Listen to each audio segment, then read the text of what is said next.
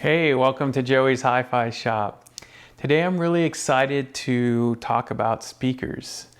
So the past two videos I've created have been about the various components that make up a hi-fi.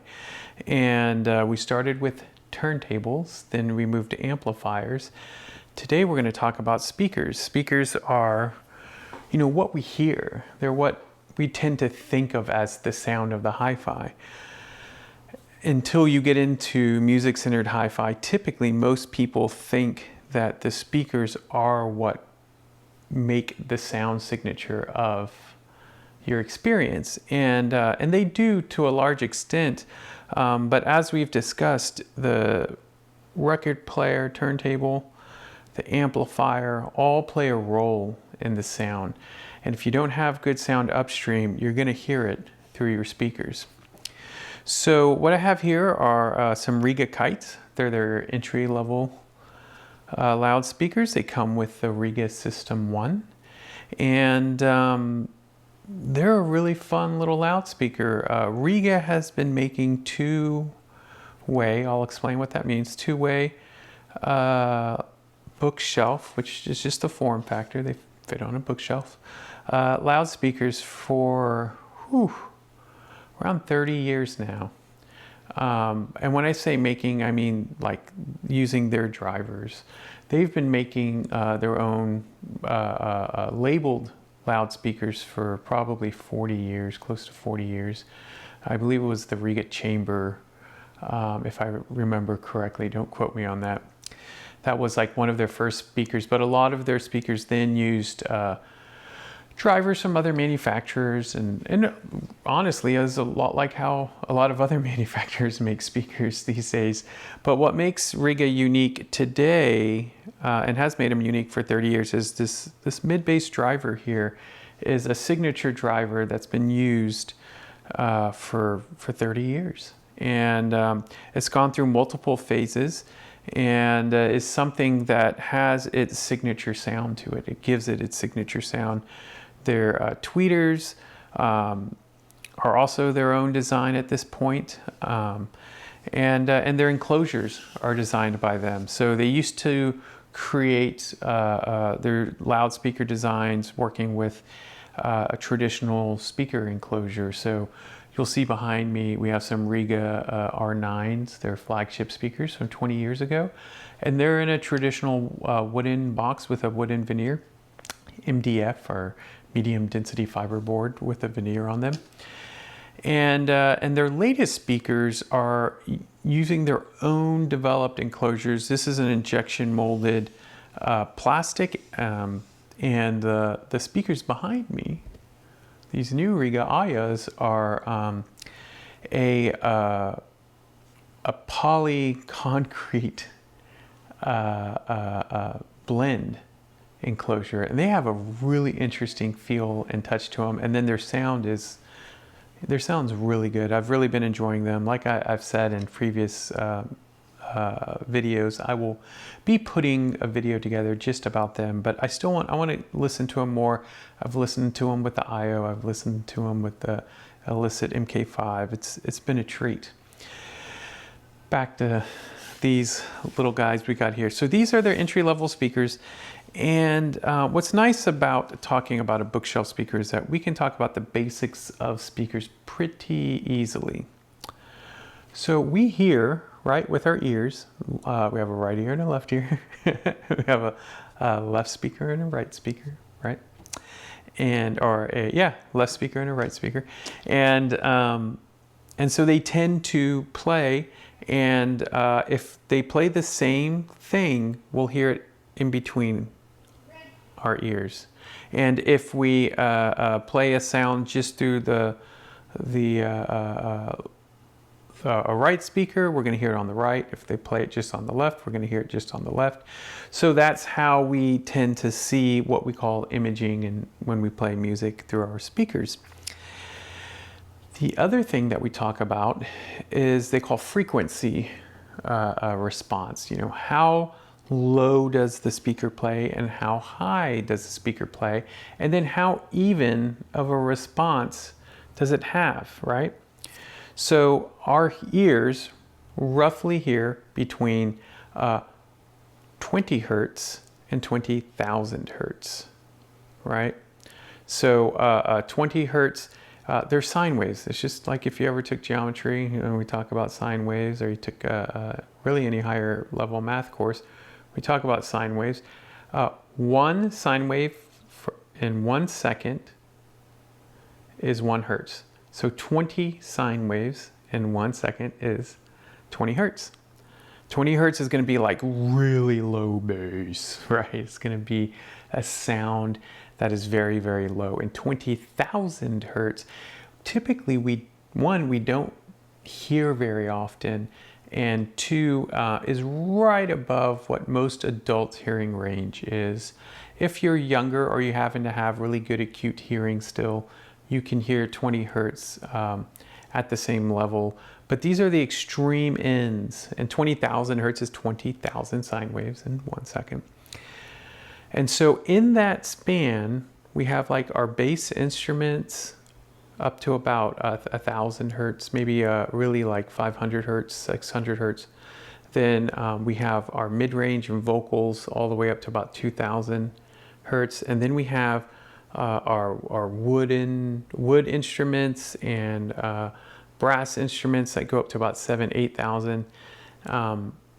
And then above that, that's where we're like cymbals and other kind of percussive instruments, and some of the brass go up to.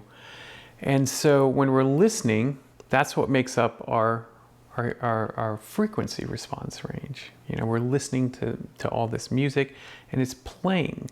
And so the smaller the speaker, typically, the less bass response it's going to have on the low end, because to play those sine waves, you have to move air. It's an acoustic transaction. So you send electricity into it. These have little magnets. They have little coils of wire where there's a static magnet, and the coil of wire is glued literally to this speaker here and to that little dome there. And it's called a transducer. And so the electricity then creates a little electromagnetic relationship, and it moves back and forth and causes acoustic playback. That's how speakers work. So there are a couple of different ways that people deal with designs, but this is what we would call like a simple two-way speaker. Now, why is it called a two-way speaker? Well, it's called a two-way speaker because this driver here is called a tweeter. It can't play very low notes. So what they do is they electrically use resistors and inductors and all this nerdy stuff, and they design a system to have the tweeter not play at low frequencies, so as not to overdrive the tweeter. And the the mid-range driver, mid-bass driver here, what it does is it gets crossover at the high frequencies so that it can work optimally in its frequency response. So the idea is we have two drivers here that are going to come together and create a cohesive frequency response and sound. They're going to blend and sound good together, and then when you put them in your stereo setup, you've got this nice imaging and you've got this nice pleasant musical sound. And so Riga has been doing this for quite some time, and that's how these speakers work. So how do you plug them in? Well, on the back, on all speakers, you're going to have some kind of way of connecting them. These are binding posts. I showed you them on the Riga IO when we were looking at that in the last video. And so the Riga IO has outputs, so you hook up some cables and you run them into right here. There's a little positive, a little negative, and you just plug them in. Now you might be wondering, Joey, what's this hole here, right? They call this a port. You know, what's this port here?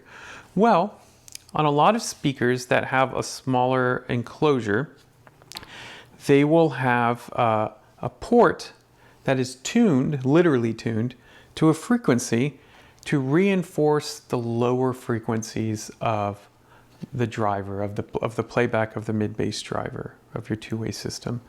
And you'll actually, if you put your hand behind it when it's playing, you can actually feel air moving back and forth. It is an acoustic, phenomena. And so it creates a lower response. Some simple things to think about when you're choosing speakers are, do you need stands for them? Are these going to go on some stands? Are you going to put your speakers on an ottoman or some kind of platform, TV center? If you are, there's some things to think about. One, you don't want this on the same surface as your turntable typically. If you're going to play at moderate volumes, you can, but really it's not ideal. So that's one thing to think about. So that's why a lot of people use stands.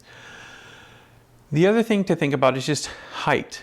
So the other thing is, the lower the frequency, the more ominously the frequency plays back. The higher the frequency, the more directional it plays back. So meaning that there's like a little cone, and you think about the dispersion of the sound. So that's why a lot of times people will take their speakers and toe them in so that the sound is coming right at them, and it's not bouncing off the walls of the room as much before it gets to your ears. So when deciding on a speaker, we're often deciding on something that's going to be literally part of a system in your room. Your room is going to play a role. So you want to look at how large your room is, how much volume you want, how loud you want your speakers to play, and how much response you want. Meaning how low do your speakers need to play in order for you to feel like you're getting your fulfillment of bass. I laugh because a lot of people in hi-fi just focus on bass frequencies, and so when playing music, one of the things is people that are into the hi-fi but not necessarily music-centered hi-fi is they're like, how low does it go? I want as much bass as I can get. And what you tend to learn is that as you listen to music-centered hi-fis is that you want to hear the quality of your frequency response. You don't want to hear emphasis necessarily on your frequency response unless it's supposed to be there. So if you're listening to an acoustic set and someone's playing an acoustic stand-up bass, you should be able to hear the plucks and it should sound musical. You should be able to hear the timbre of the instrument, but it shouldn't be a one note that's blasting you away with no real signature musicality to it. So on smaller speakers like this, you typically have a very pleasant sound up to a moderate to high volume in a small to medium-sized room. So you're going to put these in your room, and they're going to play, and they're going to have some low end. You can listen to dance music and play these, but they are not going to fill a large room full of energetic sound. They just cannot acoustically move enough air. So that's not why sometimes you'll move up to a larger speaker. You'll get a floor standing speaker, and it'll have more surface area to play at a higher volume, and then it'll move it away from your equipment so that your speakers are isolated in and of themselves, and that'll help with musical playback. So this is a pretty nerdy talk. I mean, last time I talked about amplifiers, I was like, plug it in, you turn it on, you select what you want to hear, make sure it has enough power to drive your speakers, right? So what is enough power? Well, the nerdy quick answer is you just need to know the impedance and the sensitivity of your speaker, and you can match it to most amplifiers. These speakers are probably 6 ohms speakers, and they probably have a sensitivity of around 90 dB. Okay, decibels. That's a sound pressure. And so when looking for an amplifier, the way it works is that, say an amplifier has 50 watts. If these play at 6 ohms, if these play at 90 dB, What that means is that if you feed it 1 watt, it'll play at 90 decibels, which is within our hearing range. So we go from 0 to our hearing range tends to tolerate up to about 110, and then anything over 110 is limited exposure. So concerts, when you put your hearing in, if you go to air shows, if you go to anything that's loud, is probably over 110. Typically, we listen to our HiFis between probably 80 dB to 95 dB. And it takes twice as much power to get 3 more dB. So if these are 90 dB efficient, I know I'm going math on you for a second. These are 90 dB efficient at 6 ohms. We have an amplifier that puts out 30 watts. To play twice as loud, so 93 dB, it's going to take twice as much power, so we're going to use 2 watts. To play at 96 dB, it's going to require 4. To play at 99 dB, it's going to require 8. To play at 102 dB, it's going to require 16. To play at 105 dB, it's going to require 32. So we can look at our speaker and we can roughly know that these speakers are going to play at a volume that is fairly loud. And they're going to play within their frequency response. So their driver is not going to play lows that are below its frequency response at that level. So you may want a fuller range speaker if we want to have that. Or some people sometimes add a subwoofer and they have lower end that's added that way. But it's something to think about. All of these speakers here have different sensitivities and have different kind of amplifier requirements. And so that's why in the video, when I was talking about amplifiers, how much power do you need, it really depends on the size of your room, the volume you want to listen at, the technical specifications of the speakers. There's some things at play that, guess what, maybe you want to sit down with someone who's done this before and can work with you on it and can think about some of the things that you may want to consider when purchasing. That's why we run a HiFi store, you know, that's why I do this. And it is something, if you're super driven, you can probably figure out on the internet. But you can also contact me and I'll just help you out. Now, the other side of speakers is the more intangible side. It's how they literally sound. Not the measurements, not the numbers, but how do they sound? Right? What is the voicing of them? Are they musical? Are they music, music-centered hi-fi? Is it playing the tune? Does it have good pace, rhythm, and timing? Are we enjoying the speakers? How do the speakers sound playing a wide range of genres, a wide range of music? How do subpar recordings sound on it, and how do amazing recordings sound on it? Is this something that just you set up and you start playing, and all of a sudden you're just like, this sounds great. I'm ordering more records. I'm listening to more music online. I'm streaming. I'm listening to my vinyl. What's happening? So that's some things you also want to consider when you go look at HiFi and when you go to listen to it, is, how is it impacting you, and does it make you happy? That's part of it. I mean, all the specifications aside, if it's not doing it for you, right? I can explain this Riga philosophy. I can explain how I approach HiFi and how I learned about HiFi.